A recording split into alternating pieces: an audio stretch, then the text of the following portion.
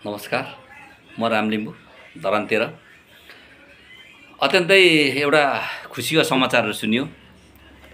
यो चाहिँ ताप्लेजुङ बासुले योगेश भट्टराईलाई टोयलेटमा थुनेर चाहिँ सुरक्षाकर्मीले सुरक्षा दिएको भन्ने एउटा खबर सुन्यो। मलाई चाहिँ अत्यन्तै खुसी लाग्यो। अब जुन चाहिँ ताप्लेजुङ बासीले अहिले जुन एउटा काम गर्नु भएको छ, जुन चाहिँ योगेश भट्टराई जो ताप्लेजुङकै भोट लगेर ताप्लेजुङ बासीलाई नै गोली हान्नु लाउने एकजना टपरेलाई चाहिँ ठ्याक्कैसँगले फेरि ताप्लेजुङ गएको रहेछ। अब चाहिँ अलिकति हाम्रो ताप्लेजुङवासी दाजुभाइसँग चाहिँ मलाई अत्यन्तै खुसी लाग्यो है। अब यो जुन काम गर्नुभएको छ त्यसमा चाहिँ तपाईँहरूलाई म सर्ट हान्छु। अब हामी यसरी नै चाहिँ एकाएक हामी चाहिँ परिवर्तन ल्याउनुपर्छ।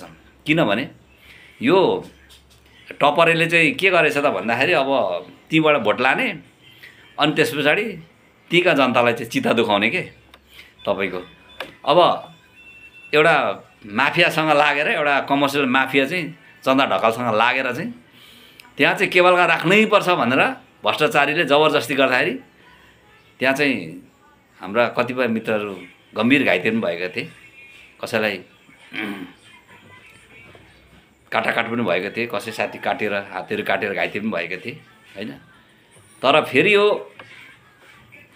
योगेश भट्टराई जो चाहिँ एउटा भ्रष्टाचारी हैन, एउटा यस्तो व्यक्ति चाहिँ फेरि ताप्लेजुङ जाँदाखेरि तपाईहरुले चाहिँ टोयलेटमा यसलाई चाहिँ घेरा हान्दाखेरि टोयलेटभित्र चाहिँ सुरक्षाकर्मीले चाहिँ तपाईको थुनेर चाहिँ सुरक्षा दिएको भन्ने कुराहरू सुनियो हैन। यस्ता खालको भ्रष्टाचारीहरूलाई अब टोयलेटमा हैन, तपाईको बोरामा बाँधेर चाहिँ तपाईको पुरा बोराको मुख बाँधेर चाहिँ तपाईको कमरमा हाल्नुपर्छ प्रत्येकलाई। अब यस्तो भ्रष्टाचारीहरूलाई हामीले गर्नुपर्ने कामै त्यही हो क्या। अब यी सुरक्षाकर्मीहरूले त तपाईको के त भन्दाखेरि यो त सुरक्षा दिने मात्रै हो। किनभनेदेखि यी सुरक्षाकर्मी दाजुभाइलाई पनि हामीले के भन्ने र अब उहाँहरू एउटा नुनको सोच हो है। उहाँले पनि पारिवारिक उहाँको परिश्रम हो, उहाँले पनि परिवारलाई हेर्नै पर्छ, पाल्नै पर्छ। उहाँलाई त एउटा बाध्यता र परिस्थिति छ क्या, किनभनेदेखि सुरक्षा दिन। तर अब यस्तालाई चाहिँ सुरक्षाकर्मीको हातबाट थुतेर पनि बोरामा बाँधेर चाहिँ तपाईँको कोसीमा हालिहाल्ने यस्तो अपराधीलाई।